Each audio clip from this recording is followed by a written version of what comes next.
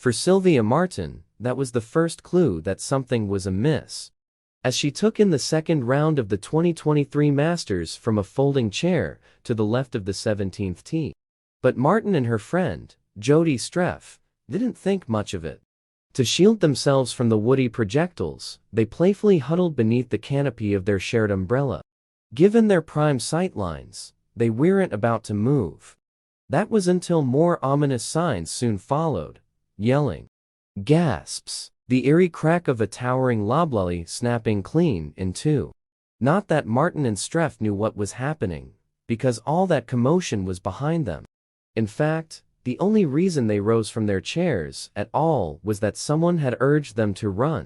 So they did under the rope line and across the tee box, an act that in normal times would be grounds for expulsion at the world's most famous golf tournament. Only these weren't normal times. They were like scenes from a Stephen King film. I didn't know what I was running from, Martin recalled the other day. I just knew I was running for my life. Deshi Thomas also remembers the pine cones, dozens of them falling from overhanging branches and littering the otherwise pristine grounds around him.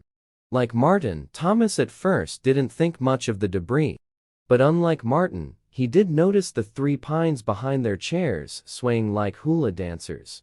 After the group of Adrian Merink, Kevin Kistner, and Louis Oosthuizen had teed off on 17 and made their way up the fairway, Thomas felt the wind freshening.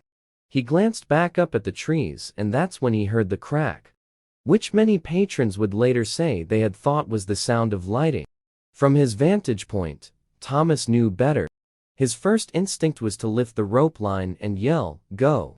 Go! Go!" Thankfully, Sylvia Martin did as she was told, at least in part, Thomas believes, because she saw the panic in his eyes. Within moments, the trio of pines crashed to the ground almost simultaneously. Thump, thump, thump. One landed squarely where Thomas and Martin had been seated, squashing their chairs and Martin's backpack as a sledgehammer would a bag of potato chips. In the shock of the moment, there was much to process. Too much. But to Martin, at least one thing quickly became clear: the role Thomas had played in shepherding her to safety. If he hadn't yelled, I wouldn't have gone, she said. He saved my life.